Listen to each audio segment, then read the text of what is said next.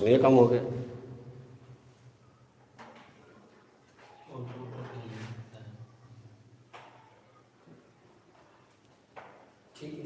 हो गया हो गया। गुड मॉर्निंग स्टूडेंट, कैसे हो आप? तो क्या हम लोगों ने कल क्या पढ़ा था, कुछ याद है? हम लोगों ने कल पढ़ा था अधिशोषण तथा अवशोषण, यही पढ़ा था ना हम लोगों ने। तो अधिशोषण किसे कहते हैं, याद है कुछ? और अवशोषण किसे कहते हैं, ये भी याद होगा कि जब अधिशोष और अधिशोषक एक दूसरे से, अधिशोष और अधिशोषक एक दूसरे से तो आगे हो गया ना। तो जब ये जो अधिशोषण है वो पृष्ठीय घटना होती है और जो अवशोषण है वो पृष्ठ के अंदर होती है। आपको मैंने बताया था कि मान लो ये वस्तु है और वस्तु का ये जो यहाँ पर कोई घटना हो रही है उसको हम लोग कहते थे क्या, अधिशोषण। और इसके अंदर जो घटना हो रही होती इसके अंदर, इसको हम लोग क्या कह रहे होते थे, अवशोषण। तो मैंने आपको कल बताया भी था कि किसी पदार्थ के दूसरे पदार्थ के सतह पर आने की घटना को अधिशोषण कहते हैं और किसी पदार्थ के दूसरे पदार्थ के अंदर, है ना, आने की घटना को या वितरित होने की घटना को अवशोषण कहते हैं। ये दोनों मैंने पढ़ाया था।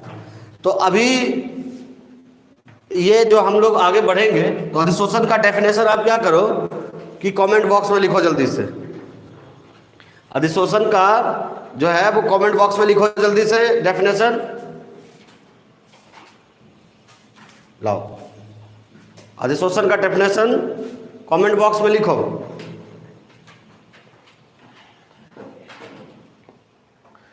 जल्दी से लिखिएगा कमेंट। इसका कमेंट किधर गया? आ गया। जल्दी से कमेंट बॉक्स में अधिशोषण का डेफिनेशन लिखिए।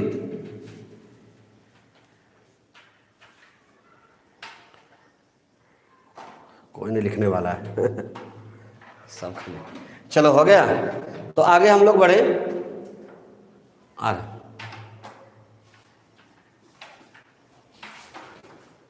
किसी पदार्थ, चलो सन्नी कुमार ने लिखा, किसी पदार्थ का दूसरे पदार्थ के दृष्टि पर यानी पृष्ठ पर वितरित होने की घटना को अधिशोषण कहते हैं। और अवशोषण किसे कहते हैं? तो चलो कोई बात नहीं है, अब अधिशोषण अवशोषण पर हम लोग आगे बढ़ेंगे। और मैंने इसमें से कल पढ़ाया था आपको अधिशोषण, अवशोषण, उसके बाद अधिशोष्य और अधिशोषक पढ़ाया था, उसके बाद विशोषण और एक और टॉपिक जो था शोषण। ये कुल मिलाकर ये 5-6 टॉपिक, छोटे छोटे टॉपिक्स थे, वो मैंने आपको पढ़ाया था। अब हम लोग यहाँ पढ़ने वाले हैं अवशोषण तथा अधिशोषण में अंतर। अवशोषण तथा अधिशोषण में अंतर। अधिशोषण में अंतर। तो जैसा कि हम लोग जान रहे हैं कि हम लोग पृष्ठ रसायन चैप्टर पढ़ना शुरू कर चुके हैं, तो आपको ये जान के हैरानी होगी अब हम लोग अवशोषण और अधिशोषण में अंतर पढ़ेंगे। तो डिफरेंस बिटवीन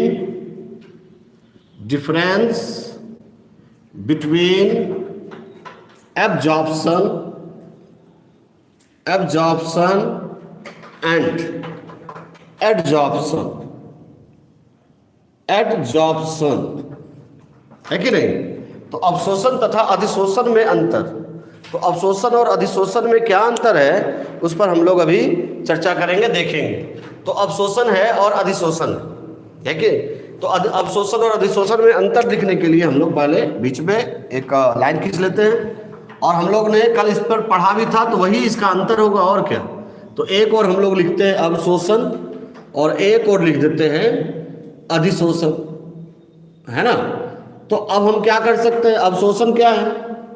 तो अवशोषण क्या होता है कि पृष्ठ के अंदर होता है और अधिशोषण क्या होता है, पृष्ठ पर होता है। यही ना है कि यह जो है अवशोषण जो है ये पृष्ठ के अंदर होता है। मैंने कल बताया भी था कि वह घटना जो पृष्ठ के अंदर हो उसको अवशोषण कहते हैं और वह घटना जो पृष्ठ पर होता है उसे हम लोग अधिशोषण कहते हैं। तो पृष्ठ के अंदर होता है कि नहीं?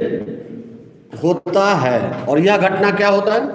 यह पृष्ठ पर होता है, पृष्ठ पर होता है। ये पहला इसका डिफरेंस हो गया, अंतर हो गया।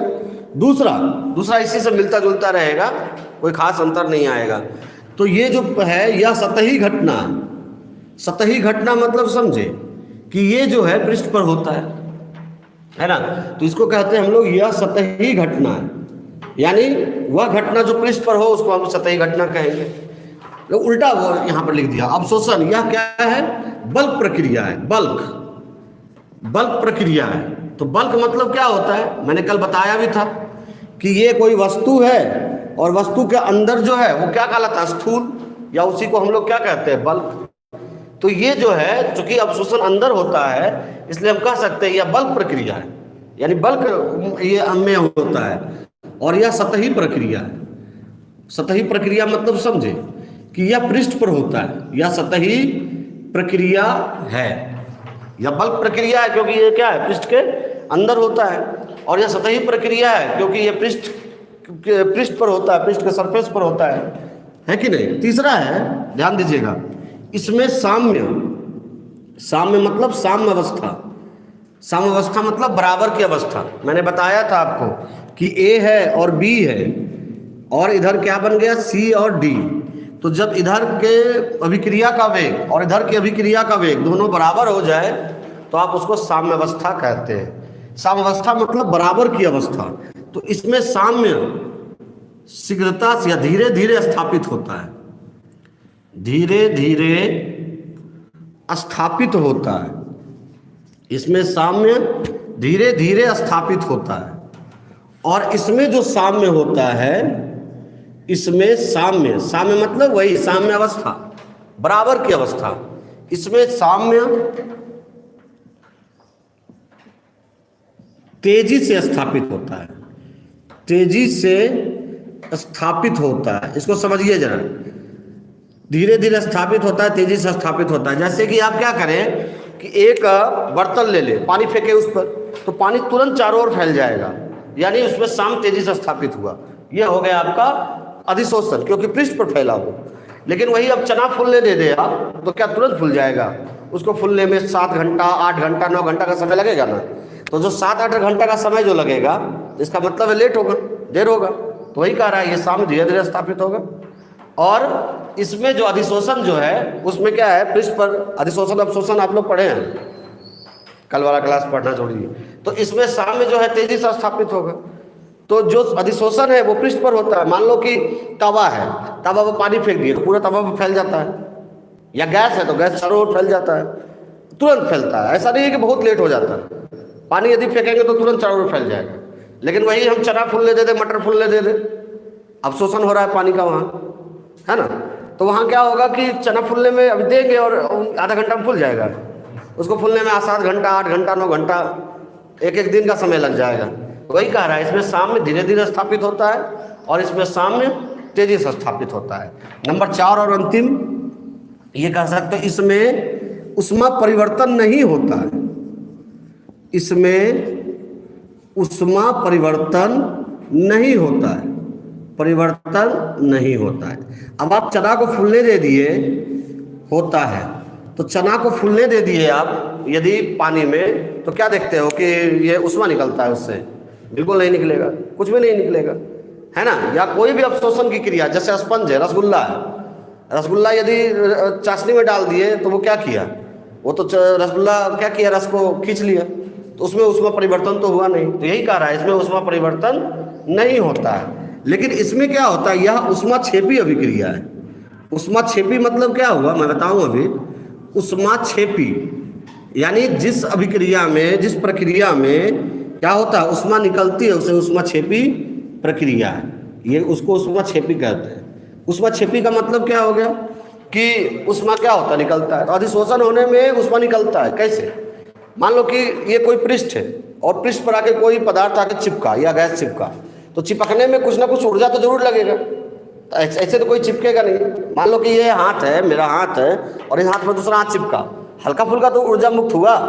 वही ऊर्जा मुक्त जो होता है वो क्या कहलाएगा? आपका ऊष्माक्षेपी। ऊष्माक्षेपी कहते हैं जिसमें ऊष्मा क्या होता है? बाहर निकलता है। और ऊष्माशोषी कहते हैं जिसमें ऊष्मा क्या होता है, अंदर वो ये लिया जाता है। तो यह क्या होता है, अवशोषण और अधिशोषण में निम्नलिखित अंतर होता है। यह पृष्ठ के अंदर होता है, कल भी हम लोग पढ़े थे, और यह पृष्ठ पर होता है कि नहीं।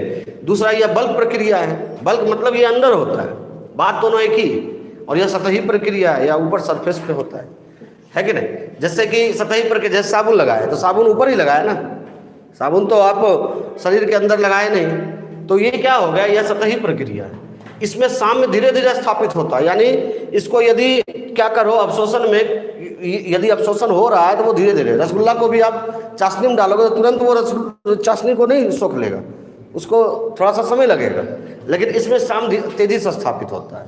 कोई भी चीज़ यदि जैसे मान लो कि वस्तु है, कोई अधिशोषक है, सतह है, उस पर कोई मानो पानी फेंक दिए, गैस फेंक दिए, गैस फेंके नहीं आ गया तो तुरंत वो घेर लेगा, पानी भी तुरंत घेर लेगा, गैस भी तुरंत घेर लेगा।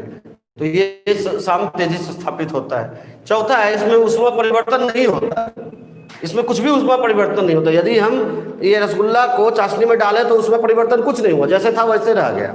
लेकिन इसमें यह ऊष्मा छिपी प्रक्रिया है। मान लो कि ये पृष्ठ है कि कोई और गैस या द्रव इसमें आके चिपका तो पक्का है कि इसमें उसमें परिवर्तन होगा। जैसे आप गर्म तवा ले लो, तावा होता है गर्म, तो गर्म तावा पर क्या करो आप कि पानी फेंक दो, तो क्या देखोगे, झट से ढेर सारा उष्मा जो है बाहर चला जाएगा। सिंपल है। तो यह क्या है, उष्मा छिपी प्रक्रिया है। जल्दी इसका कॉपी कर लो और स्क्रीनशॉट ले लो, ये आपके लिए बहुत भिभियाई प्रश्न होने वाला है ना। जल्दी कर लो, आगे हम लोग बढ़ेंगे।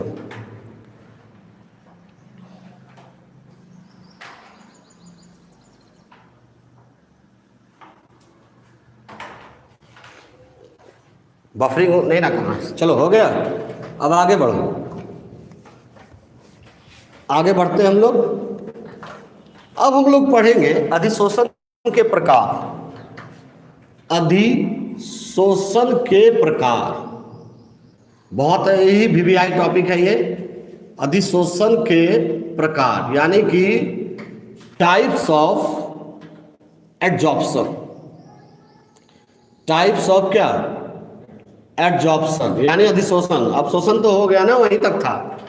अवशोषण से कोई मतलब ही नहीं है हमको ज़्यादातर मतलब है अधिशोषण से। अधिशोषण के प्रकार ध्यान देना है ना। अभी ये जो है आगे हम लोग बढ़ेंगे, देखते हैं। अब क्या, अधिशोषण दो प्रकार के होते हैं एक्चुअल में। पहला होता है, आप जो बोलते हो, पहला होता है भौतिक अधिशोषण। भौतिक अधिशोषण यानी इसको हम लोग कहते हैं physical adsorption. Physical adsorption, physical क्या, एडजॉर्प्शन। और दूसरा होता है रासायनिक अधिशोषण। यहाँ इधर मैं लिख देता हूँ ताकि आसान होगा हमको बताने में। रासायनिक अधिशोषण, केमिकल एडजॉर्प्शन। रासायनिक अधिशोषण बहुत ही आसान है, बहुत आसान से समझ में भी आएगा। थोड़ा सा खाली आपको दिमाग रखना है। केमिकल एडजॉर्प्शन, केमिकल क्या, एडजॉर्प्शन। तो यहाँ जो है भौतिक अधिशोषण को आप दूसरे नाम से भी संबोधित करते हो जनरली, फिजिजॉर्प्शन इसको ऐसे भी कहते हैं इंग्लिश में, फिजिजॉर्प्शन है ना। और इसको कहते हैं केमिजॉर्प्शन। दोनों एक ही चीज़ है, ऐसा नहीं कि लिखा रहा है और आपको पता नहीं चले कि सर क्या था, छोड़ के चले आए एग्जाम में। ऐसा बिल्कुल नहीं करना है। इसी को एक और नाम से नवाजा जाता है, रसोवशोषण। रसोवशोषण है ना, रसोवशोषण। ये है आपका भौतिक अधिशोषण और रासायनिक। रसोवशोषण इसको कहा जाता है, रसोवशोषण, ठीक, रसोवशोषण कहा जाता है। रासायनिक अधिशोषण को हम लोग रसोवशोषण कहते हैं, और भौतिक अधिशोषण तो भौतिक है ही। इंग्लिश में इसको फिजिकल एडजॉर्प्शन, उसको केमिकल एडजॉर्प्शन कहते हैं, इसको फिजिजॉर्प्शन, इसको केमिजॉर्प्शन कहते हैं। अब ये है क्या भौतिक अधिशोषण। तो मैंने कल आपको बताया था अधिशोष्य और अधिशोषक, बस उसी पर सारा खेल है। जो बच्चे कल नहीं पढ़े थे वो देख लो। अधिशोष्य है और अधिशोषक, याद है कुछ, अधिशोष्य और अधिशोषक, इसी पर सारा खेल है। तो अधिशोष्य किसको कहते थे कि वह पदार्थ जो दूसरे पदार्थ के सतह पर वितरित होता है उसको अधिशोष्य कहते थे। और अधिशोषक किसको कहते हैं कि जिसके सतह पर कोई पदार्थ वितरित होता था। जैसे कि मान लो कि हम साबुन लगाएं, तो साबुन लगाए तो साबुन हो गया अधिशोष्य, और लगाए कहाँ, शरीर पे, त्वचा, त्वचा हो गया अधिशोषक। सिंपल है ना। तो अधिशोष्य और अधिशोषक, जैसे कि हम एक वस्तु ले लेते हैं, मान लो कोई वस्तु है, तो यहाँ पर ये क्या हुआ, अधिशोषण हुआ। चूंकि अधिशोषण है तो पृष्ठ पे ही होगा, तो पृष्ठ पे अधिशोषण हुआ, तो ये जो अधिशोषण हो रहा है ऊपर में, इसको कहेंगे हम अधिशोष्य। इसको क्या कहेंगे, अधिशोष्य। और ये जो पृष्ठ है इसका, इसको कहेंगे हम लोग अधिशोषक। आपको मैंने कल पढ़ाया था, शायद याद हो ना हो, इसलिए कल वाला जो है वो पढ़ना जरूरी था। चलो कोई बात नहीं। तो ये जो है ऊपर जो देख रहे हैं, ये कहलाए आपका अधिशोष्य। और ये जो नीचे वाला है, जिसके सरफेस पे ये प्रक्रिया हुई, उसको कहेंगे हम लोग क्या, अधिशोषक, है ना। जैसे कि आपने क्या किया, तेल, त्वचा पर तेल लगाया, तो जो तेल है वो हो गया अधिशोष्य, और जो त्वचा है वो हो गया अधिशोषक। सिंपल है। तो भौतिक अधिशोषण किसे कहते हैं, ध्यान दीजिएगा कि जब अधिशोष्य एवं अधिशोषक एक दूसरे से वांडर वाल बल द्वारा जुड़े हो। वांडर वाल बल यानी कि ये है, मान लो अधिशोषक, यानी ये कि सरफेस है, ये क्या है, अधिशोषक। सरफेस मतलब पृष्ठ, ये है अधिशोषक, है कि नहीं।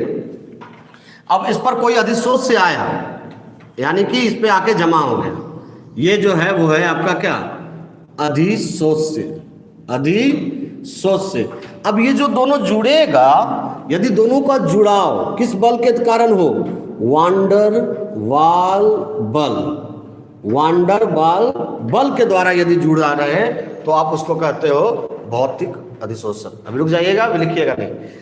भौतिक अधिशोषण क्या है कि जब अधिशोष्य एवं अधिशोषक एक दूसरे से वांडर वाल बल द्वारा जुड़े रहते हैं, तो आप उसे कहते हो भौतिक अधिशोषण।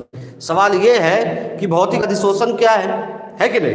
तो दुर्बल बल, जो गैस के अणुओं के मध्य लगने वाले दुर्बल बल को हम लोग वांडर वाल बल कहते हैं। 11 में पढ़े भी थे, एक समीकरण पढ़े थे, वांडर वाल समीकरण, याद ही नहीं होगा, है कि नहीं। तो कोई बात नहीं, कितना याद रखेंगे आप लोग।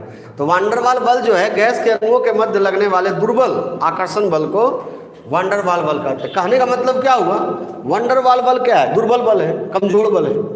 तो अधिशोष और अधिशोषक जो है एक दूसरे से जुड़ेगा तो कमजोर बल से जुड़ेगा, यानी उसको हटाया जा सकता है इजीली, है कि नहीं। अधिशोष और अधिशोषक जुड़ेगा तो वांडर वाल बल से जुड़ रहा है, तो वो कमजोर बल होगा, तो आप उसको भौतिक अधिशोषण कहते हैं। इसको ऐसे एग्जाम्पल में लो कि कार है या आपका बाइक है, मोटरसाइकिल, साइकिल है, जो से आप आते हो या जाते हो, या तो उसमें क्या धूल जमा हो जाए, धूल जमा हो गया, तो धूल जमा हो गया तो उसको ऐसे ही हाथ से हटा दिए।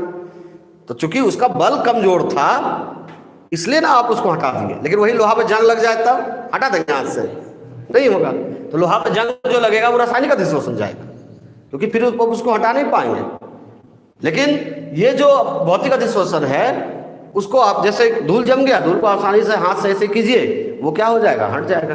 लेकिन रासायनिक अधिशोषण क्या कहता है कि जब अधिशोष्य एवं अधिशोषक एक दूसरे से, ये अधिशोष्य है, ये अधिशोषक है, सॉरी, ये क्या है, अधिशोषक है, और इस पर जो है आके कोई भी गैस या द्रव चिपक गया, ये जो है ये है आपका क्या, अधिशोष्य।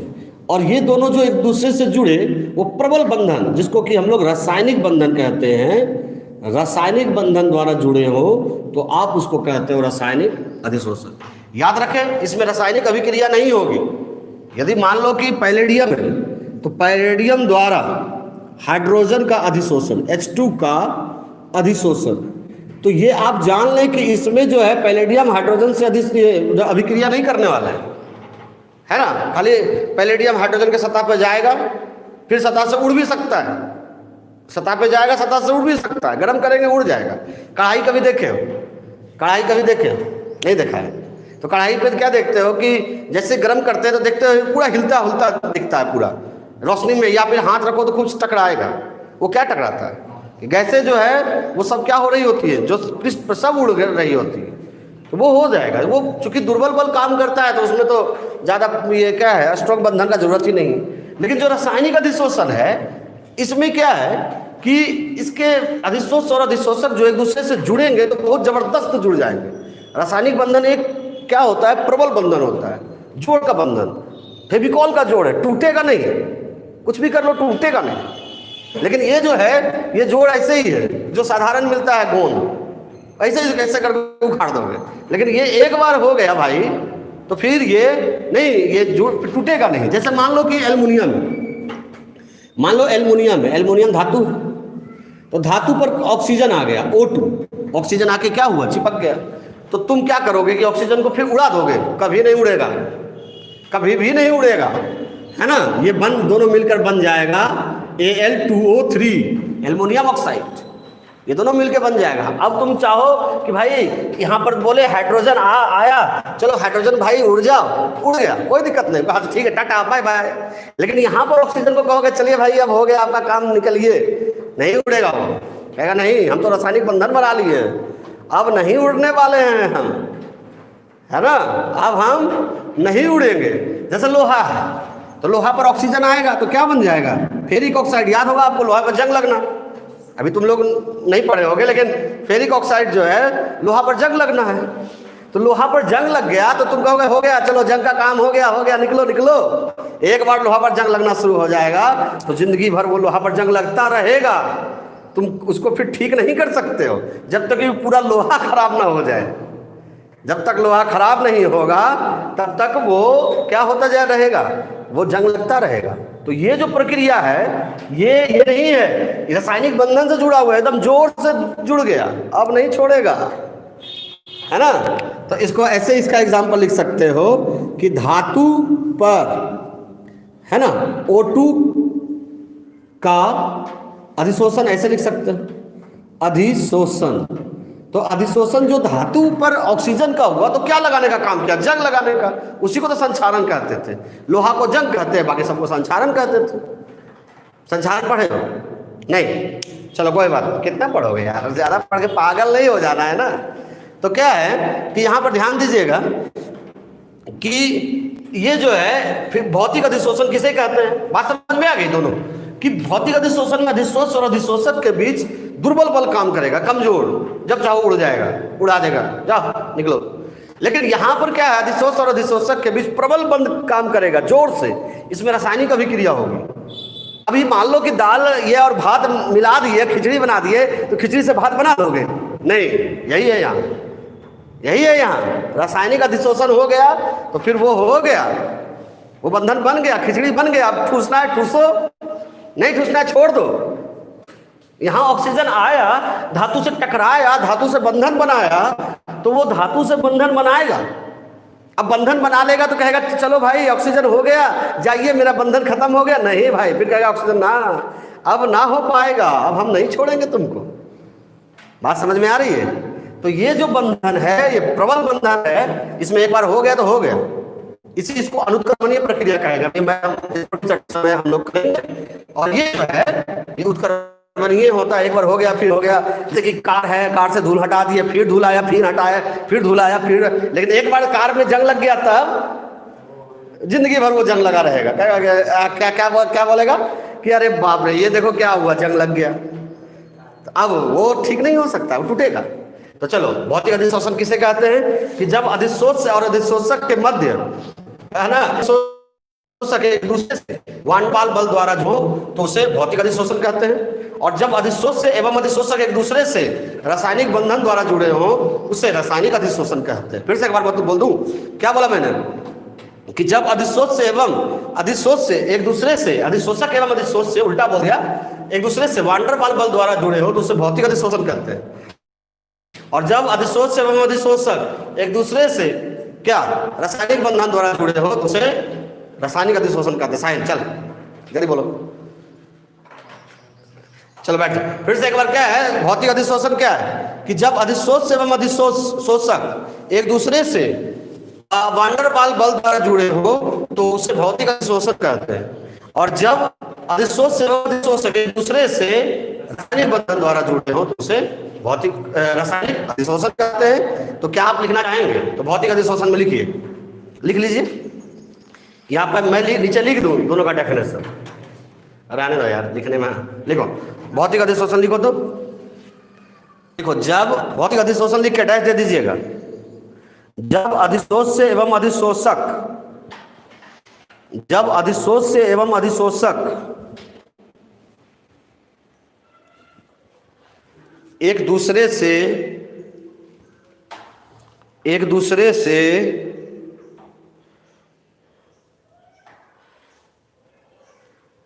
वांडरबाल बल द्वारा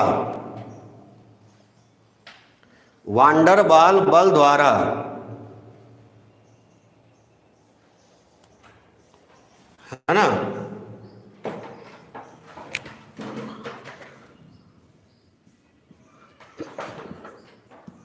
वांडरबाल बल द्वारा जुड़े रहते हैं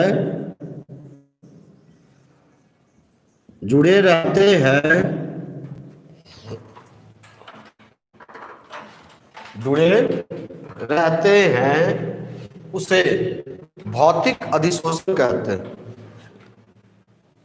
उसे भौतिक अधिशोषण कहते हैं। उसे भौतिक अधिशोषण कहते हैं। हो गया?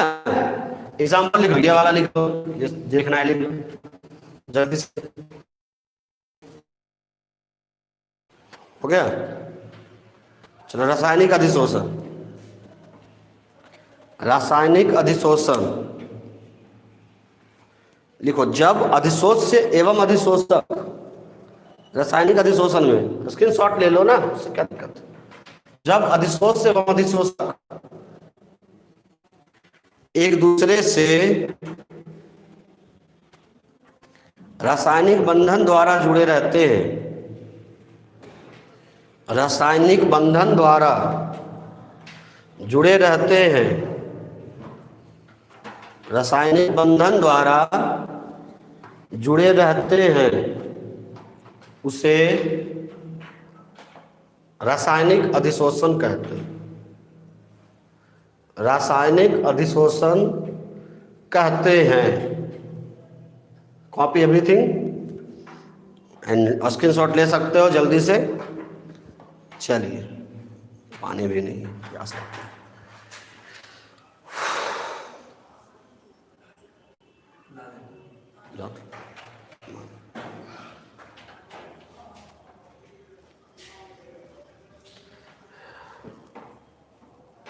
एक बोतल ले रहे हैं। चलो, हो गया बच्चे, स्क्रीनशॉट ले लिए। जल्दी जल्दी जल्दी जल्दी, तेजी से।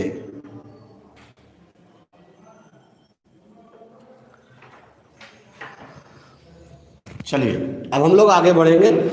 अधिशोषण के प्रकार में ही हम लोग अब दोनों के गुण देखेंगे कि भाई दोनों का भौतिक अधिशोषण है, रासायनिक अधिशोषण है, तो दोनों का गुण तो होगा ना, कुछ ना कुछ तो गुण होगा। वही गुण पर हम लोग चर्चा करेंगे और वही गुण दोनों का डिफरेंस भी होगा। तो हम लोग चलते हैं, 8-9 गुण है इसका, इसलिए ध्यान से और बढ़िया से। तो ये चलिए, हम लोग ने इसको मिटा दिया। अब आगे क्या है कि भौतिक अधिशोषण के गुण या अभिलक्षण। भौतिक अधिशोषण, हेडिंग मेरे साथ ही कर लीजिए, भौतिक अधिशोषण के अभिलक्षण। भौतिक अधिशोषण के अभिलक्षण। और एक काम करें ना, दोनों को साथ में ही मैं बताऊंगा आपको। ये हो गया भौतिक अधिशोषण के लक्षण, और इधर मैं लिख देता हूं रासायनिक अधिशोषण के लक्षण, अभिलक्षण। रासायनिक अधिशोषण आप अलग अलग करके लिखिएगा, आप कॉपी को पार्ट में मत बांटिएगा। आप भौतिक अधिशोषण यहां लिखिएगा, फिर 10 लाइन छोड़ के रासायनिक अधिशोषण लिखिएगा। 10 या 12-13 लाइन छोड़ के आप रासायनिक अधिशोषण लिखिएगा। यहां तो जगह नहीं है, इसलिए मैं लिख रहा हूं ना, रासायनिक अधिशोषण का के अभिलक्षण, के अभिलक्षण। हो गया?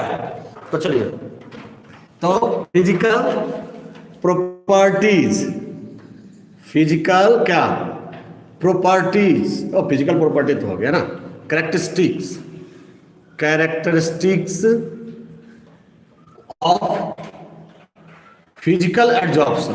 आप मत लिखिएगा ऐसे, बार बार बोल रहा हूं कि आप इस तरह से मत लिखिएगा। आप एक भौतिक अधिशोषण का अभिलक्षण लिख के 10, 12, 13 लाइन के बाद रासायनिक अधिशोषण का अभिलक्षण लिखिएगा, है ना, फिजिकल एड्जॉर्प्शन।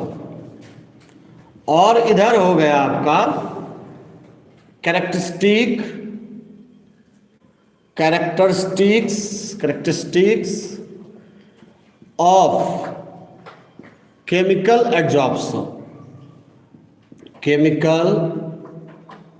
एड्जॉर्प्शन। बहुत इजी है, आसान है, सुलभ है, देखिएगा। तो भौतिक अधिशोषण के अभिलक्षण और दूसरा क्या हो गया, रासायनिक अधिशोषण के अभिलक्षण। तो अब मैं बार बार आपको बोल रहा हूं कि आप इसको 10 लाइन पढ़ने के बाद ही लिखिएगा। भौतिक अधिशोषण के अभिलक्षण लिख के कम से कम 13 लाइन छोड़िए, उसके बाद लिखिएगा रासायनिक अधिशोषण। ऐसे पार्ट बाय पार्ट मत लिख दीजिएगा। ये तो मैं सिर्फ अपने लिए लिख रहा हूं, सुविधा के लिए।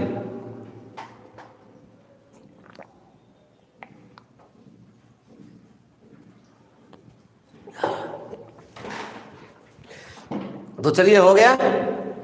अब हम लोग बढ़े तो भौतिक अधिशोषण, पहले भौतिक अधिशोषण के अभिलक्षण पर हम लोग चर्चा कर देंगे। पहला, या इसमें वंडरवाल बल उपस्थित रहता है, ऐसे लिख सकते हैं, है ना। तो यह वंडरवाल बल के कारण उत्पन्न होता है। वंडरवाल बल के कारण उत्पन्न होता है। इसमें बताने की जरूरत पड़ेगी क्या इसमें बताने की जरूरत है? वंडरवाल बल के कारण अभी मैंने इस पे ही तो चर्चा किया है पूरा। वंडरवाल यानी जब अधिशोष और अधिशोषक एक दूसरे से वंडरवाल बल द्वारा यानी दुर्बल बल द्वारा जुड़े होते हैं, तो आप उससे कहते हो क्या, भौतिक अधिशोषण। यानी भौतिक अधिशोषण में कौन सा बल कार्य करेगा? तो वंडरवाल बल। बस यही तो मैं बोल रहा था। दूसरा, इसमें क्या होगा, देखिए भैया, यह रासायनिक के कारण उत्पन्न होता है, यानी इसमें रासायनिक अभिक्रिया होती है। रासायनिक बंधन के कारण उत्पन्न होता है। याद रखिएगा, दोनों का अभिलक्षण मैं एक साथ बता रहा हूं कि इसका दोनों का बताने में आसान होगा ना, एक साथ दोनों बता दूंगा मैं, अंतर भी हो जाएगा। तो यह वंडरवाल बल के कारण उत्पन्न होता है, जानते ही हो। और यह रासायनिक बंधन के कारण उत्पन्न होता है, अभी मैंने बताया था पीछे ही। बस उसके बाद दूसरा, इसकी प्रकृति, अब जरा समझना भी है, इसकी प्रकृति विशिष्ट नहीं होती। इसकी प्रकृति विशिष्ट नहीं होती मतलब समझे? पहले विशिष्ट मतलब होता क्या, ये समझ जाओ। कि मान लो एक लड़का है, वो अमीर है, तो उसका जो दोस्त होता है वो अमीर ही होता है, गरीब नहीं होगा या मध्यम वर्गीय नहीं होगा। उसका जो दोस्त होगा हमेशा अमीर होगा, तो उसकी प्रकृति विशिष्ट है, उसका चाल चलन विशिष्ट है, बैठने का अंदाज विशिष्ट है, सोफे पे ही बैठेगा, एसी में ही रहेगा, विशिष्ट प्रकृति का है। कोई लड़का देखो, कोई भी दोस्त होता है, बहुत दोस्त होता है, जिसको जहां हुआ वहीं पर दोस्त बना लेता है, तो उसकी प्रकृति विशिष्ट नहीं होती, वो किसी को भी दोस्त बना सकता है। इसको तुम ऐसे भी समझो कि एक आदमी के 2 बच्चे हैं, एक का नाम है राम, एक का नाम है श्याम। राम क्या करता, नहीं हम तो बैगन का सब्जी ही खाएंगे, एकदम फिक्स है भाई, हम बैगन छोड़ कुछ खा ही नहीं सकते, हम तो गोभी का सब्जी ही खाएंगे, विशिष्ट प्रकृति। लेकिन दूसरा जो बच्चा है श्याम, पहले राम बोले थे ना, तो श्याम जो है वो कुछ भी खा लेता है, बैगन मिले, परोर मिले, भिंडी मिले, क्या परवल मिले, कुछ भी मिले, वो सब ठूसने के चक्कर में रहता है ना। और जो पहला राम है, उसको मम्मी बोल रही है, बाबू खा लो ना, आज भिंडी बनाए, खा लो ना, आज खा लो। क्यों वो खाएगा? वो खाता ही नहीं। तो कहेगा नहीं हम तो खाएंगे तो गोभी ही खाएंगे, और नहीं तो बैगन ही खाएंगे, उसको छोड़ के हम कुछ खा ही नहीं सकते हैं। उसकी प्रकृति विशिष्ट है, वो गोभी छोड़ के कुछ नहीं खाएगा। और इसका क्या है, इसमें देखो यार, यहाँ पर ध्यान दो कि इसकी प्रकृति विशिष्ट होती। अब देखो जरा ध्यान से समझना, इसकी प्रकृति क्या होती? विशिष्ट होती। यानी वो इस तरह का ये बेटा है जो सिर्फ गोभी और बैगन ही खाता है ना। लेकिन ये जो है वो गोभी, बैगन, भिंडी, आलू जो मिले वो सब खाता है, प्रकृति नहीं होती। अब ये समझो केमिस्ट्री की भाषा कि अब मान लो कि यहाँ सतह है ना, तो ये निकेल का सतह है, तो हाइड्रोजन आके चिपक जाएगा। ये प्लेटिनम का सतह है, इस पर भी हाइड्रोजन आके चिपक जाएगा। ये पैलेडियम है, इस पर भी निकल आके हाइड्रोजन आके चिपक जाएगा, तो कोई मतलब नहीं है सरफेस क्या है, पृष्ठ कौन सा है उससे कोई मतलब नहीं है, चिपक जाएगा। वो हम पे भी आके चिपक जाएगा, तुम पे भी जाके। वो भेदभाव नहीं करेगा हिंदू मुसलमान, ये नहीं करेगा कि हिंदू है तो हम उस पर जाके चिपकेंगे और ये क्या है मुस्लिम है तो उस पर जाके नहीं चिपकेंगे, वो कोई भेदभाव नहीं करेगा। लेकिन ये करेगा, ये जो है ये इसकी प्रकृति विशिष्ट होती का मतलब हो गया कि अब जैसे एल्युमिनियम है तो एल्युमिनियम जब ऑक्सीजन आएगा, ऑक्सीजन से ये विक्रिया करेगा तब एल्युमिनियम ऑक्साइड बनाएगा। लेकिन यदि कॉपर आ गया, कहे भाई हमसे भी अभिक्रिया कर लो ना, कॉपर हमसे भी अभिक्रिया कर, नहीं करेगा, ना ना तुमसे ना करेंगे, तुमसे ना हो पाएगा, तुमसे ना अभिक्रिया करेंगे, कॉपर से नहीं करेगा वो अभिक्रिया। वो जब भी अभिक्रिया करेगा तो ऑक्सीजन से ही करेगा, इसकी प्रकृति विशिष्ट है। जैसे हम मान लो गरीब हैं, अमीर के पास कहे भाई हमसे दोस्ती कर लो ना, वो नहीं करेगा हमसे दोस्ती करना, ना तुम जैसा हम दोस्ती नहीं करते हैं, हम अपना स्टेटस है भाई। तो इसकी प्रकृति क्या होती है, विशिष्ट होती है, एकदम विशिष्ट। इसकी प्रकृति विशिष्ट नहीं होती। इसको एक और समझो, जैसे गाड़ी है, धूल जम जाता है तो धूल ये थोड़ी देखता है कि ये क्या कन्हैया का गाड़ी है, ये साहिल का गाड़ी है, ये मतलब किसी का जिसका भी गाड़ी है वो ये तो देखता नहीं है। वो तो धूल का काम जमना, वो किसी के भी गाड़ी पर जम जाएगा, कोई प्रभाव नहीं करता है। लेकिन ये करता है, ऑक्सीजन देखेगा तो ऑक्सीजन एल्युमिनियम में जाएगा तो वो होगा। लेकिन ऐसा ये बात नहीं है कि कॉपर भी जाके एल्युमिनियम से अभिक्रिया कर लेगा, वैसा नहीं होगा। बात समझ रहे हो? ये है इसकी प्रकृति विशिष्ट होती है और इसकी प्रकृति विशिष्ट नहीं होती है। बात समझ में आ रही है कि नहीं आ रही है? बात समझ में आई कि ये जो है इसमें कुछ भी मतलब आराम से कोई भी गैस किसी भी सतह पर जाके चिपक जाएगा, लेकिन इसमें कोई भी गैस किसी भी सतह पर नहीं चिपक सकता। इसमें फिक्स है, मीथेन है तो हाइड्रोजन से अभिक्रिया करेगा तब ये उत्पाद बनेगा, यदि वो दूसरे से अभिक्रिया करेगा दूसरा उत्पाद बनेगा, फिक्स है वो ये नहीं है कि एक ही चीज, मतलब एल्युमिनियम है ऑक्सीजन से किया तो एल्युमिनियम ऑक्साइड बन गया, कॉपर से भी अभिक्रिया कर लेगा, वैसा नहीं होगा। सबसे दोस्ती यहाँ पर होना संभव नहीं है। तीसरा बात समझ गए? बात समझ गए? समझ गए प्रकृति विशिष्ट कि नहीं आया? तो तीसरा है यह उत्कर्मणीय प्रकृति का होता है। उत्कर्मणीय प्रकृति का होता है, ध्यान दीजिएगा, प्रकृति का होता है। लिख रहा हूं, लिखते के साथ समझाते हुए जाऊंगा एक एक करके। तीसरा इसमें है यह उत्कर्मणीय प्रकृति का नहीं होता है। यह उत्कर्मणीय प्रकृति का नहीं होता है। अब ये जरा समझो, प्रकृति का नहीं होता है। अभी मैंने इसको समझाया भी था, होता है, हो गया। तो यह उत्कर्मणीय प्रकृति का होता है, यानी उत्कर्मणीय का मतलब क्या है? जो एक बार हो, बार बार हो, होते रहे, है ना, बार बार होते रहता है, उसको कहते हैं उत्कर्मणीय प्रकृति। और जो एक बार हो गया फिर दोबारा नहीं हुआ, उत्कर्मणीय प्रकृति का नहीं होता। अब हम जरा समझो इसको कि उत्कर्मणीय प्रकृति का होता का मतलब क्या कह रहे हैं। कि जैसे कि मान लो कार है या गाड़ी है तुम्हारा, धूल जम गया, धूल को हटा दिए, धूल पहले तो नया था, धूल जमा, धूल को हटाए, फिर धूल आया, फिर हटाए, फिर धूल आया, फिर हटाए, फिर धूल आया, फिर हटाए। यहां पर उत्कर्मणीय प्रकृति गया। यहां पर मान लीजिए आपका गाड़ी है, आपका बाइक है, बाइक पे यदि धूल जम गया तो धूल को हटाए, हाथ से हटा दिए, हट गया, फिर धूल जमा, फिर हटाए, फिर हट गया, उत्कर्मणीय प्रकृति का। अब यहां क्या है कि यहां है मान लो एल्युमिनियम या लोहा ही ले लो, चलो एल्युमिनियम से उतना से अच्छा लोहा समझो, लेकिन लोहा में भी चाहिए तब वो ये जंग लगेगा, ऐसे नहीं लगेगा। तो लोहा है, ऑक्सीजन आया तो ऑक्सीजन आया तो जंग लग गया, Fe2O3 बन गया। अब जंग लग गया, उसके बाद जंग को ऐसे करके हटाओ, हट जाएगा? नहीं हटेगा।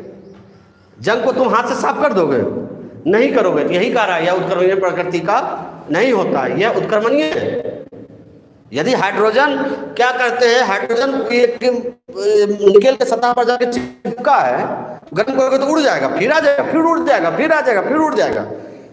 लेकिन यदि लोहा पर ऑक्सीजन चिपक गया है तो उसको छोड़ेगा नहीं, कहेगा अब तो कुछ कर लो भैया, हम तुमको नहीं छोड़ने वाले हैं, अब हम तुमको जंग लगा के ही दम लेंगे। और एक बार जंग लगना शुरू हो जाता है, मैं कई बार बोल रहा हूं, है ना, तो एक बार जंग लगना शुरू हो जाता है तो जंग लगना क्या है, जारी रहता है और हमेशा जारी रहता है। वो कभी खत्म नहीं होता। यही कह रहा है, या उत्क्रमणीय प्रकृति का होता है या उत्क्रमणीय प्रकृति का नहीं होता। बात समझ में आ गई? बात समझ में आई? ये समझ गया इसको, उत्क्रमणीय अनुत्क्रमणीय। यानी एक बार ये हो जाता है, दोबारा हो सकता है, लेकिन ये एक बार हो गया तो हो गया। फिर उसको अब तुम सोचोगे कि फिर से ऑक्सीजन को कहें चलो टाटा बाय बाय निकलो, ऑक्सीजन हटेगा नहीं। हाइड्रोजन को टाटा बाय कर दोगे, चलो जाओ जाओ जाओ, चला जाएगा। लेकिन इसको नहीं कर सकते। यही कह रहा है, या उत्क्रमणीय प्रकृति का होता है और या उत्क्रमणीय प्रकृति का नहीं होता है। अब ये देखो नंबर 4, ध्यान दीजिएगा, यह गैस की प्रकृति पर निर्भर करता है। गैस की प्रकृति पर, लिखना नहीं है अभी, प्रकृति पर निर्भर करता है। गैस की प्रकृति पर निर्भर करता है, मतलब समझे कि ये जो है आसानी से, देखो बहुत ही ये पूछा भी है ऑब्जेक्टिव, इससे इस टॉपिक से ऑब्जेक्टिव पूछा है, आसानी से द्रवित होने वाले गैस, होने वाली गैस, गैस का जैस लिख देते हैं, गैस जैसे SO2 से आसानी से द्रवित होती है, अमोनिया है ना, या फिर आपका कार्बन डाइऑक्साइड, या फिर HCl, ये सब जो गैसें हैं वो आसानी से द्रवित होती है, के लिए अधिशोषण अधिक होता है, के लिए अधिशोषण अधिक होता है। अधिशोषण क्या होता है? अधिक होता है। ध्यान दीजिएगा जरा मेरी बात पर, कि जो आसानी से द्रवित होगी उसके लिए अधिशोषण अधिक होगा। जो द्रवित नहीं होता है, द्रवित मतलब समझ रहे हो, द्रव में, जैसे कि SO2 जो है आसानी से द्रव में बदल जाएगा, अमोनिया जो है आसानी से द्रव में बदलेगा, और कुछ ऐसी गैसें हैं जो द्रव में नहीं बदलती, जैसे H2O2, इसको कठिनाई से द्रव में बदलना पड़ता है। तो चलो ये बात बता दो कि अमोनिया है, द्रव में है, और हाइड्रोजन है। ध्यान दीजिएगा, तो ये है अमोनिया, ये सतह है किसी चीज का।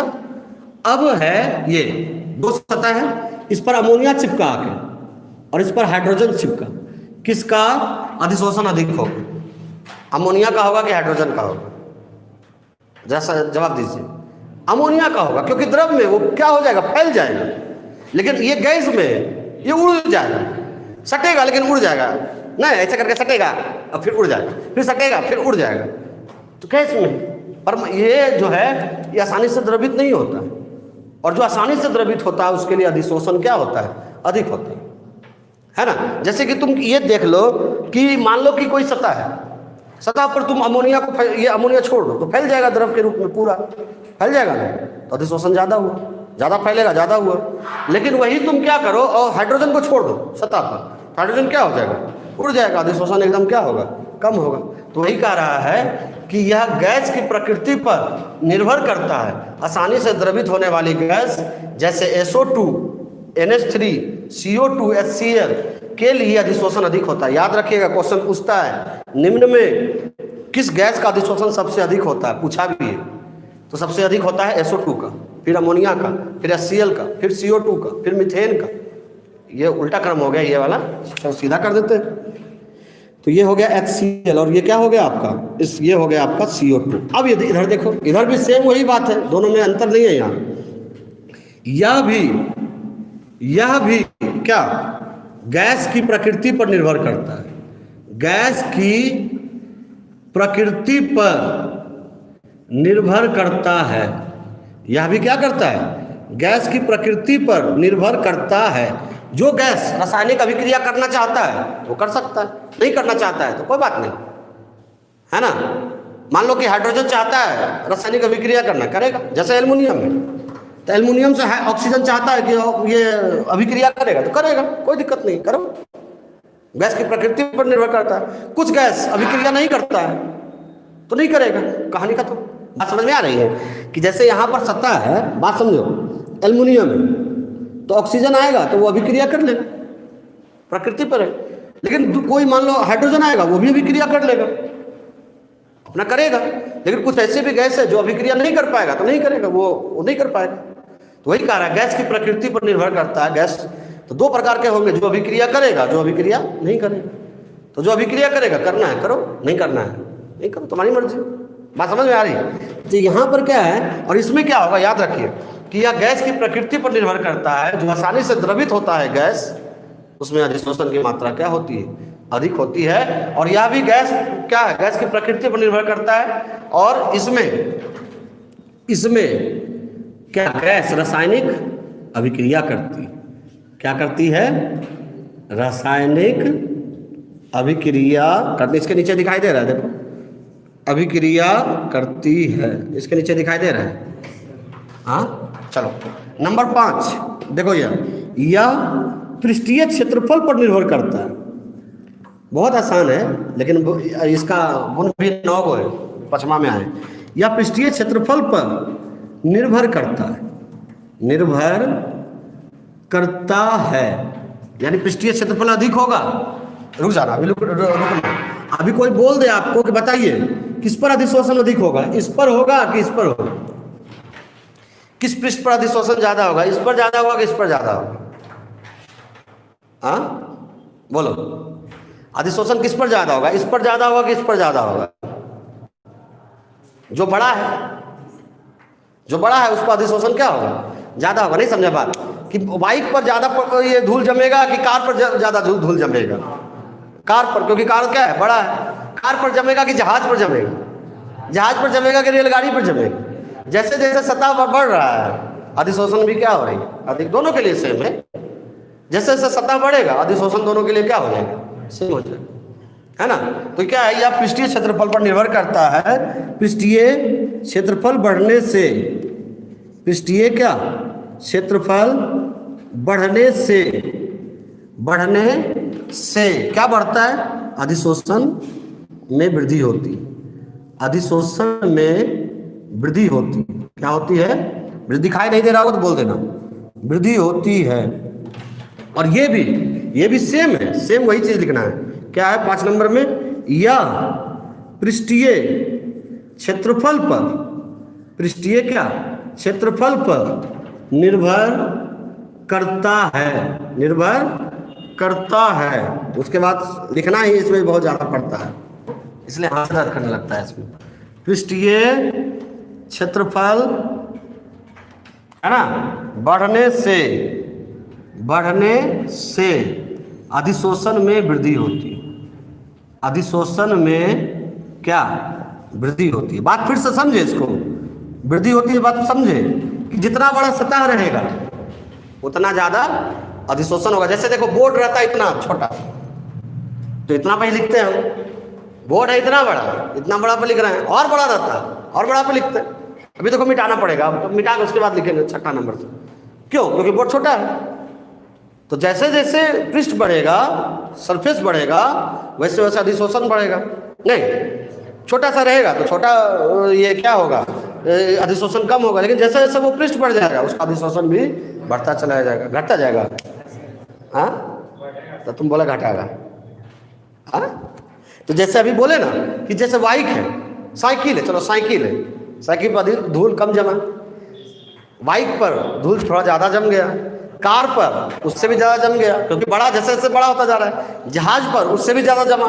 रेलगाड़ी में क्या हुआ, रेलगाड़ी पर धूल बहुत ज़्यादा जम गया, जमा ना, उससे भी ज़्यादा अभी और बड़ा जो कोई सब निकल रहा है तो उससे भी ज़्यादा। जैसे जैसे पृष्ठ बढ़ेगा वैसे वैसे उसका क्या होगा, अधिशोषण बढ़ता चला जाएगा। बात समझ गए? फिर से एक बार देखो, उसके बाद 6 नंबर में आएंगे हम लोग। या वंडरवाल बल के कारण उत्पन्न होता है, पहले बताए थे। या रासायनिक बंधन के कारण उत्पन्न होता है। इसकी प्रकृति विशिष्ट नहीं होती, यानी ये किसी के साथ भी जुड़ जाएगा, सबसे दोस्ती हो जाएगा। हाय साहिल, हाय कन्हैया, हाय अमरजीत, सबसे दोस्ती होगा, हाय हाय हाय हाय सबसे। लेकिन इसकी प्रकृति विशिष्ट होगी। ये तो देखिएगा, गरीब है, नहीं करेंगे हम इससे दोस्ती, कहेंगे ना ना तुमसे दोस्ती ना हो पाएगा, हम तो अमीर से ही करेंगे, है ना। क्रिकेटर का दोस्ती क्रिकेटर से ही होता है। देखियो, हम जैसे आम आदमी को फोन करते हुए, अमीर आदमी है भाई, हम जैसे को क्यों करेगा। ये हमसे भी कभी, आजकल चैट बहुत ज़्यादा हो रहा है, नहीं, वो क्रिकेटर उससे करता है, कभी कह कुणाल जी कैसे है, कभी किया नहीं किया, क्योंकि उसकी दोस्ती मेरे ऐसा निम्न स्तरीय आदमी से नहीं हो सकता। तो उसकी प्रकृति बहुत विशिष्ट है। अब तीसरा, या उत्क्रमणीय प्रकृति का हो गया, होता है, एक बार हो जाए तो फिर दोबारा भी हो सकता है। जैसे कि कार पर धूल जम जाए या गाड़ी पर धूल जम जाए, हटा देते हैं, फिर धूल आ जाता है, फिर हटा देते हैं। लेकिन ये जो है उत्क्रमणीय प्रकृति का नहीं होता, अनुत्क्रमणीय होता है।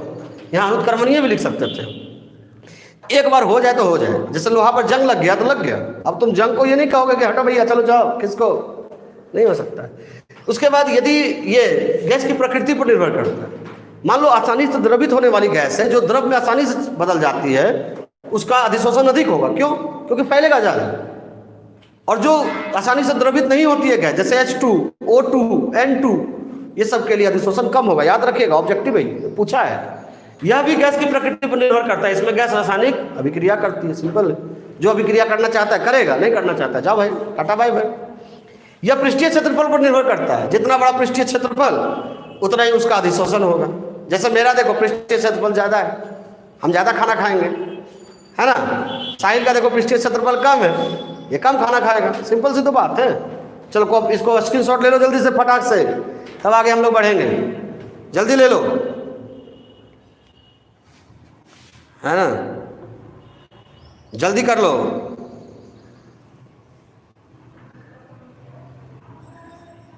पांचवा पॉइंट देखिए सर, क्या है, देखो कुछ गड़बड़ है क्या। यह पृष्ठीय क्षेत्रफल पर निर्भर करता है, पृष्ठीय क्षेत्रफल बढ़ने से अधिशोषण में वृद्धि होती है, ठीक है। यह पृष्ठीय क्षेत्रफल पर निर्भर करता है, पृष्ठीय क्षेत्रफल बढ़ने से अधिशोषण में वृद्धि होती है, ठीक। तो दोनों होता है, दोनों में सेम है ना। जल्दी कर लीजिए, स्क्रीनशॉट ले लीजिए। तुम लोग को देखो लेट करवाए, साथ में लिखते चलिए। यहाँ नेट जाता है ना, समझिए।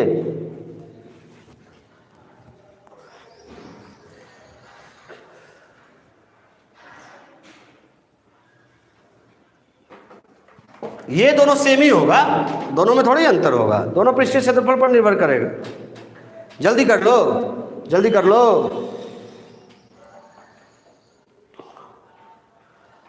जल्दी कर लो, हो गया। चलो हो गया, अब आगे बढ़ो। ये कितना नंबर तक होगा? 5। अब छठे नंबर से चलो। छठे नंबर 9 है इसमें पॉइंट, और आप लोगों को डिफरेंस लिखने दे देंगे घर से लिख के डिफरेंस आइएगा आप लोग। ये डिफरेंस नहीं है, ये अलग अलग पॉइंट्स है। नंबर कितना आ गए हम लोग, कितना है, कितना नंबर हो गया देखो तो, 6 नंबर हो गया ना।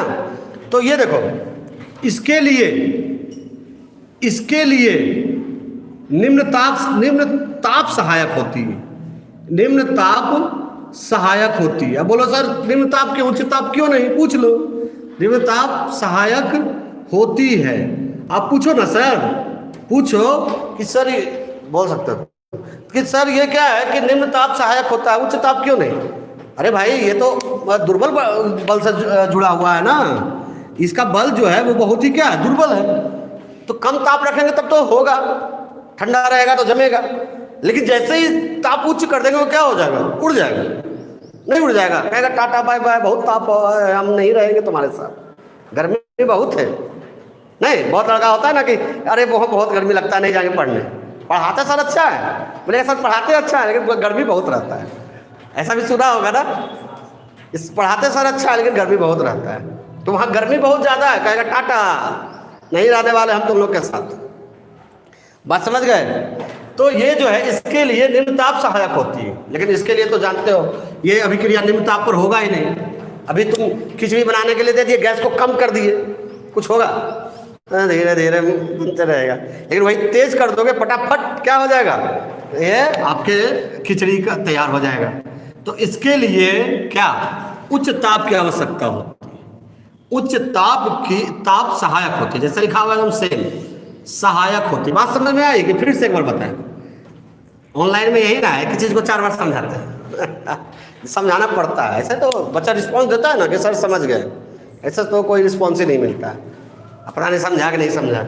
इसके लिए निम्न ताप सहायक होता है। यानी निम्न ताप क्यों चाहिए, यानी कि ये जो है ये अधिशोषक है, ये अधिशोष्य है, वांडर वाल बल से जुड़ा हुआ है, दुर्बल बल है।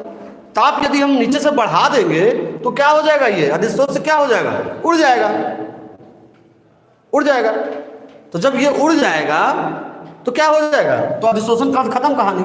यहाँ पर ये है, इसके लिए उच्च ताप चाहिए। कम ताप देंगे तो रासायनिक बंधन एकदम जोड़ वाला बंधन है, उसको चाहिए खूब ज़्यादा ताप देंगे तो एकदम बढ़िया से अभिक्रिया होगा। जैसे आप अपने घर में देखिए, आप बनाते हैं क्या, सब्जी बना रहे हैं, तो मम्मी बोलती है ना, जाओ जाके गैस तेज कर दो, क्यों बोलती? ताकि वो जल्दी बन जाए, ताकि वो क्या हो जाए, जल्दी बन जाए। तब कहती है जाओ गैस तेज कर दो, तो आप गैस जाके तेज कर देते हैं। ताप जैसे ही बढ़ाते हैं अभिक्रिया धाई धाई धाई धाई होने लगती है, और अभिक्रिया जब ज़्यादा तेजी से होती है सब्जी तुरंत बन के तैयार, ठूसने के लिए तैयार हो जाते हैं। ऐसा होता है कि नहीं होता है? तो वही कह रहा है, इसके लिए उच्च ताप पर रासायनिक अभिक्रिया अच्छी होती है। लेकिन एक उच्च ताप से ऊपर यदि हम और ज़्यादा ताप कर देंगे तो सब्जियाँ जल जाएगा, ये भी एक दिक्कत है। इस पर चर्चा होगी कल, इस पर विशेष टॉपिक है ये। हो गया? चलो अब आगे देखो, ये हो गया। अब हम लोग चले, कितना हो गया इसके, 7 हो गया ना। नंबर 3, इसके लिए संक्रियन ऊर्जा, पहले जान लो संक्रियन ऊर्जा क्या है। संक्रियन ऊर्जा, यदि आप पहले रासायनिक बलगतिकी पढ़े रहते ना, यदि आप लोग जिद नहीं करते सर हम पृष्ठ रसायन पढ़ेंगे, रासायनिक बलगतिकी में ये टॉपिक था संकीर्ण ऊर्जा। संकीर्ण ऊर्जा किसे कहते हैं? कि ऊर्जा की वह मात्रा जो अणुओं को अभिक्रिया करने के लिए दी जाती है उसे संकीर्ण ऊर्जा कहते हैं। फिर से एक बार सुनो, कि ऊर्जा की वह मात्रा जो अणुओं को अभिक्रिया करने के लिए दी जाती है उसे संकीर्ण ऊर्जा कहते हैं। बात समझो कि मान लो कन्हैया और साहिल दोनों गया बाजार गया, कन्हैया को कोई वस्तु लेना है, चलो ये एक लेना है मोबाइल। अब कन्हैया के पास है 7,500 रुपया और मोबाइल का दाम है 8,000 रुपया, तो 500 की कमी है, कैसे लेगा? तो साहिल क्या करेगा, इसको 500 रुपया दे देगा। क्या करेगा? साहिल इसको 500 रुपया दे देगा। तो जो 500 रुपया हुआ वो हो गया संकीर्ण ऊर्जा। बात समझ में आई? नहीं आई समझ में? कि 500 जो दे दिया, जो फालतू 500 जो उसको घट रहा था, तो जो उसको दिया पैसा 500 रुपया, जो रुपया दिया वो संकीर्ण ऊर्जा। तो सभी अणु के पास अभिक्रिया करने के लिए ऊर्जा नहीं होती, बहुत सारे अणु के 90% के पास नहीं होती, तो वही संकीर्ण ऊर्जा दिया जाता है उसमें, लो भाई लो, और तब वो अभिक्रिया करने के लिए उत्प्रेरित होता है, आगे बढ़ता है। इसको आप ऐसे भी एग्जाम्पल ले लो कि एक आदमी है, एक लड़का है कि नहीं, तो वो जब तक 6 रोटी नहीं खाएगा उससे काम नहीं होगा। ऐसा भी होता है ना, हमसे तो काम ना होगा, 6 रोटी खाएंगे तभी काम होगा। क्या? तो क्या हुआ, 4 रोटी वो खा लिया, लेकिन अब रोटी है नहीं, खाएगा कैसे? तो 2 रोटी वो पड़ोस से लिया। पड़ोस समझ रहे हो ना, नेबरहुड मतलब बगल वाले से, है ना, पड़ोस से लिया, पड़ोसी से ले लिया 2 रोटी और 6 रोटी खाया, तब वो काम किया। तो 4 रोटी तो उसके पास पहले से था, लेकिन जो 2 रोटी लिया, एक्स्ट्रा रोटी जो 2 को लिया, वो हो गया कौन सी ऊर्जा? संकीर्ण ऊर्जा। बात समझ में आ रही है? बात समझ में आई? जैसे कि क्रिकेट मैच, एक लड़का क्या हो, सिलेक्शन हो गया क्रिकेट टीम में, उसके बाद जूता नहीं, सब कुछ है, टैलेंट है, सब है, कपड़ा वपड़ा सब है, बैट है, किट है, सब है, जूता नहीं, गरीब है, जूता नहीं। तो जो दूसरा लड़का उसको जूता दिया कि ला लो तुम उससे ये जूता पहन के खेलो, या पापा खरीद के ला दिए 1,000 रुपया, 2,000, 5,000 में, तो वो जो एक्स्ट्रा उसको मिला वो हो गया क्या? संकीर्ण ऊर्जा। बात समझ गए? तो इसके लिए संकीर्ण ऊर्जा की आवश्यकता नहीं होती है। क्यों चाहिए इसको? ये अभिक्रिया थोड़े करना है इसको, क्या आवश्यकता क्या नहीं होती है। बात समझ में आई? क्या बोल रहा यहाँ बोल रहे हैं कि इसको अभिक्रिया तो करना नहीं है, इसको तो खाली चिपकना है, इसको एक्स्ट्रा एनर्जी काहे चाहिए, ये तो चिपक जाएगा। अभिक्रिया करना होगा, रुक तुमको पकड़ के रखते हैं तब ना एनर्जी चाहिए। इसको तो कहा जाओ, आज सपना है सटो, आना है आओ, नहीं आना है नहीं आओ। जैसे देखो कभी कभी संबंधी के यहाँ भी फोन करते हैं कि हाँ फलना का शादी है, बोलते हैं ना आइएगा जरूर, फिर फोन करके बोलते हैं आना होगा, आएगा ना आना, तो बोल दिए भाई, होता है कि नहीं होता है? बोल दिए भाई, आना होगा तो आएगा, नहीं आना होगा तो नहीं आएगा। यही बात यहाँ पर भी, ये उसी तरह का संबंधी। फोन किया हाइड्रोजन को, आओ आना जरूरी है, फिर जैसे ही हाइड्रोजन आया तो फोन रख देखा आना होगा, आएगा नहीं, आना होगा नहीं आएगा, कहानी खत्म। चलो तो ये हो गया। अब ये जो है इसके लिए संकीर्ण ऊर्जा की आवश्यकता नहीं होती है। क्या हुआ? नंबर 7वां, इसके लिए, अब देखो ये रासायनिक अभिक्रिया हो रही है, इसके लिए संकीर्ण ऊर्जा की आवश्यकता होती है। संकीर्ण ऊर्जा की क्या आवश्यकता होती है, मतलब समझे, अभी इसके पास तो ऊर्जा है नहीं, पूरा, अणु के पास तो चूंकि रासायनिक अभिक्रिया हो रही है ना। तो क्या है कि ये सतह है, एल्युमिनियम है, ऑक्सीजन आया, अणु आए ऑक्सीजन के उतनी, लेकिन ऊर्जा है नहीं, है ना। तो ये कैसे उसको रखेगा, तो वही संकीर्ण ऊर्जा ऑक्सीजन के अणुओं को दी जाएगी और तब ये जाके एल्युमिनियम से अभिक्रिया करेगा। यही बताया मैंने, संकीर्ण ऊर्जा कि इसके लिए ऊर्जा की आवश्यकता होती है। रासायनिक अभिक्रिया होगी जिसको संघटवाद कहते हैं। यदि पिछला चैप्टर पढ़े रहते रासायनिक बल गतिकी, यदि मैं पहले पढ़ाया रहता तो ये सब में उतनी जरूरत नहीं पड़ती। संघटवाद में कहता है कि दो अणु तभी अभिक्रिया करेंगे जब आपस में टकराएंगे। फिर बोलता है टकराने के बाद अभिक्रिया हो, ये भी जरूरी नहीं है। वही अणु अभिक्रिया में भाग लेंगे जिसका ऊर्जा का मान संकीर्ण ऊर्जा से अधिक हो, या संकीर्ण ऊर्जा उसमें देंगे तभी वो ऊर्जा करेगी। रासायनिक अभिक्रिया तब होती है, ऐसे नहीं होती। तो रासायनिक अभिक्रिया के लिए संकीर्ण ऊर्जा चाहिए, क्योंकि यहाँ रासायनिक अभिक्रिया ही हो रही है ना, तो इसके लिए संकीर्ण ऊर्जा की आवश्यकता नितांत जरूरी है, परम आवश्यक है। 2 पॉइंट्स और है। कौन पॉइंट पीछे चल गया, कौन पॉइंट आगे चल गया, चलो कोई बात नहीं। नंबर 8 देखिएगा, इसमें अधिशोषण की इंथैल्पी, अब देखो इसमें भी बोलना पड़ेगा हमको। अधिशोषण की इंथैल्पी, एंथैल्पी याद है? एंथैल्पी किसको कहते हैं, याद करिए। 20 से, हाँ याद है, केजे पर मोल होता है, याद रखिए, ऑब्जेक्टिव है, याद है। एंथैल्पी किसी को याद है क्या? इस कोई चिड़िया का नाम है, याद है ऐसा? हाँ, किस चिड़िया का नाम है? चिड़िया उड़िया याद है? कुछ खास नहीं। इसमें अधिशोषण की एंथैल्पी का मान 30 से, ऐसे 80 भी लिखा हुआ है एक जगह, 240 केजे पर मोल होती है। बात से यहाँ समझिए जरा, पहले ये समझिए कि इंथैल्पी क्या है। तो इंथैल्पी को आप मान सकते हैं ऊर्जा या उष्मा। इंथैल्पी कहते हैं, 11 में मैंने पढ़ाया था ऊष्मागतिकी चैप्टर में, है ना, कि ऊर्जा की वह मात्रा, ऊर्जा की उष्मा की वह मात्रा, है ना, या इसको उस क्या है, इंथैल्पी को मैंने दूसरे ढंग से बताया था, उस ऊर्जा की वो मात्रा नहीं किया था कि वो कार्य करने के लिए उपलब्ध रहती है, उसे तो गिब्स ऊर्जा कहते हैं। यहाँ की ऊर्जा की जरूरत नहीं है। तो यहाँ ये इंथैल्पी किसे कहते हैं? किसी निकाय के द्वारा अवशोषित या उत्सर्जित उष्मा की मात्रा को इंथैल्पी कहते हैं। याद आया? कमेंट देखने के चक्कर में कुछ बोलना कुछ निकल जाता है कुछ, है ना। क्या बोले कि ये क्या है? किसी निकाय सिस्टम पदार्थ के द्वारा अवशोषित या उत्सर्जित उष्मा की मात्रा को इंथैल्पी कहते थे। यानी इंथैल्पी माने क्या हुआ? उष्मा, है ना। एंट्रोपी होता था, इंथैल्पी एंट्रोपी, वो व्यवस्था के मापन में एंट्रोपी कहते थे। 11 पढ़ा कीजिए, जरूरी। तो इंथैल्पी का मतलब हो गया उष्मा। अच्छा चलो, तो ये तो चूंकि भौतिक अधिशोषण है, सुनो ध्यान से सुनो, भौतिक अधिशोषण है, तो इसमें जो अधिशोष और अधिशोषक होंगे एक दूसरे से कौन से बल से जुड़े रहेंगे? दुर्बल बल से। तो जब ये जुड़ेगा तो कमजोर बल है, तो उतना ऊर्जा की आवश्यकता भी, ऊर्जा उतना निकलेगा भी नहीं। आराम से आया, ऐसे करके देखो, ऐसे करके हाथ जुड़ गया, हाँ भाई क्या हाल चाल है, चलो ठीक है, आराम से जुड़ा, हल्का फुल्का ऊर्जा निकला। इसलिए इसका देखो मान है 20 से 40 केजे पर मोल। लेकिन ये है रासायनिक अधिशोषण। ये आएगा क्या हाल चाल, ठीक है, ठीक है, बढ़िया से एकदम करेगा, एकदम रासायनिक अभिक्रिया करेगा, अरे गला मिलिए जाओ हमसे, अब मिलकर जोर से दाब रहा है।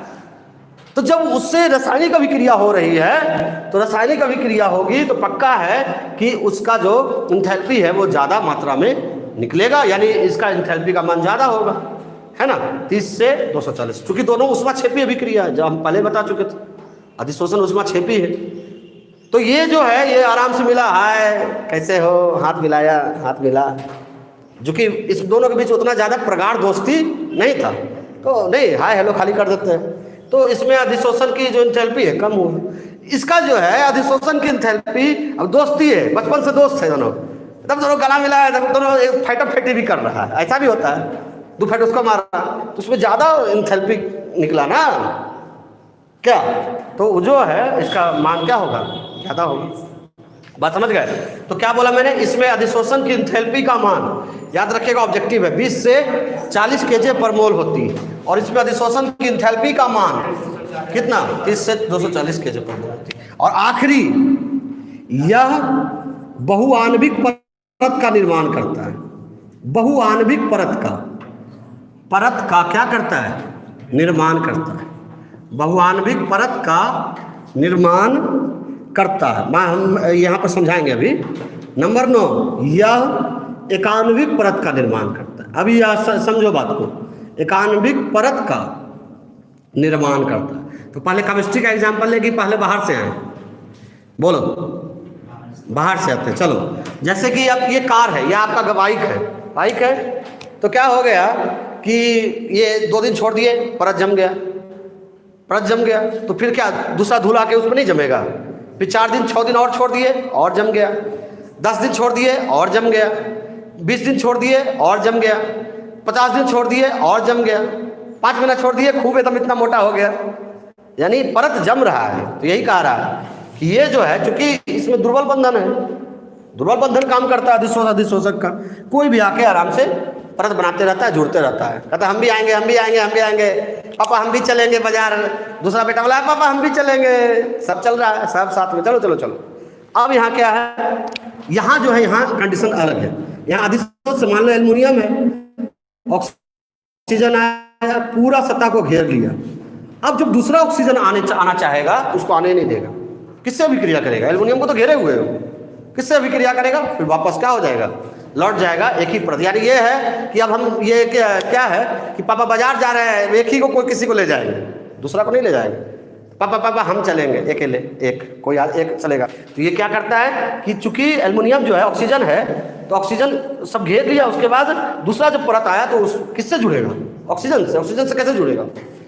तो एल्युमिनियम तो है नहीं उसके सामने। धूल के धूल, यहाँ इसी यही बोले कि जब कार पर आप धूल देखें तो कार पर धूल 1 2 4 5 10 परत जम जाएगा ना। लेकिन वही क्या है कि ये जो एल्युमिनियम है, लोहा है, मान लो एल्युमिनियम है, लोहा है, ऑक्सीजन आया तो फिर वो ऑक्सीजन की जगह नहीं ना बचा, दूसरा परत बनाने का चेष्टा ही वो नहीं किया। ये हो गया आपका 9 पॉइंट। ध्यान दीजिए, फिर से एक बार बोल दो। छठा पॉइंट था, इसके लिए निम्न ताप सहायक होता है। निम्न ताप क्यों सहायक होता है? उच्च ताप पर क्या हो जाएगा कि अधिशोष से जो है, जो गैस आके जुड़ा है, वो क्या हो जाएगा, उड़ जाएगा। और इसके लिए उच्च ताप चाहिए, यानी अभिक्रिया हो रही है तो ताप तो ज़्यादा चाहिए, ताप ज़्यादा चाहिए तब ना जल्दी अभिक्रिया होगा, ताप पर डिपेंड रहेगा। इसके लिए संकीर्ण ऊर्जा की आवश्यकता नहीं है, इसको तो पहले से ढेर सारा ऊर्जा है, इसको तो खूब पहले ये विराट कोहली, तो कुणाल सर से तो पैसा मांगेगा नहीं। लेकिन ये है कुणाल सर, संकीर्ण ऊर्जा की जरूरत है, अभी देखो बहुत जरूरत है, अभी एक्चुअल में रियल में जरूरत है। अभी 4 महीना से पैसा नहीं है, जानते दाल चावल पर अभी आफत आ गया है, तो हमको संकीर्ण ऊर्जा की जरूरत है जरूरत। तो संकीर्ण ऊर्जा कौन देगा? विराट कोहली तो देगा नहीं। तब तुम लोग भी देखिए चुका है, अब क्या होगा। चलो हो गया। अब आगे जो है, इसमें अधिशोषण की एंथैल्पी का मान, चूंकि जुड़ाव धीरे आराम से हुआ, दोनों के बीच में बल कम है, तो अधिशोषण की एंथैल्पी का मान भी कम है। इसमें चूंकि जुड़ाव बहुत स्ट्रांगली हुआ है, एकदम जोड़ लिया, अब हम तुमको नहीं जाने देंगे, एकदम जोर से, तो जो जुड़ने में बहुत ज़्यादा ऊर्जा का खपत हो गया, वो है 30 से कितना 240, है ना। और अंत में यह बहुआण्विक परत का निर्माण करता है। यानी इसमें क्या होता है, मान लो यहाँ पर जो है कि पैलेडियम धातु है, तो इस पर हाइड्रोजन जुड़ा, फिर हाइड्रोजन जुड़ सकता है, फिर बहुआण्विक परत का निर्माण किया। लेकिन इसमें क्या है, एल्युमिनियम पर ऑक्सीजन जुड़ा, तो फिर अब ऊपर का ऑक्सीजन के लिए जगह नहीं बचेगा, फिर वो दूसरा परत नहीं जमेगा, एक ही परत रहेगा। तो इस तरह से है ये। आप स्क्रीनशॉट ले लीजिए, लिख लीजिए, और घर से कल बना के लाइएगा। क्या लाइएगा ये भी लिखा देते, पहले स्क्रीनशॉट ले लीजिए फिर, और आप अपना व्हाट्सएप नंबर पर मेरे सेंड कर दीजिएगा। सब बच्चे व्हाट्सएप नंबर पर सेंड कर दीजिएगा। क्वेश्चन है, लिखिए, स्क्रीनशॉट ले लिए, क्वेश्चन लिख लीजिएगा। भौतिक अधिशोषण एवं रासायनिक अधिशोषण में अंतर स्पष्ट करें। एकदम VI है, सुपर VI है, देखना बहुत जरूरी है। भौतिक अधिशोषण एवं रासायनिक अधिशोषण में अंतर स्पष्ट करें। अंतर स्पष्ट करें। भौतिक अधिशोषण एवं रासायनिक अधिशोषण में अंतर स्पष्ट करें। कल हम लोग पढ़ेंगे अधिशोषण को प्रभावित करने वाले कारक इसी तरह से है, देखते हैं। चलिए, तो अब हम लोग मिलेंगे कल। क्वेश्चन को आप मेरे व्हाट्सएप नंबर पर सेंड कर दीजिएगा, आंसर को। तो मिलते हैं कल, तब तक के लिए धन्यवाद। जय हिंद, जय भारत। बंद करो, बंद। हाँ, काट। हो गया।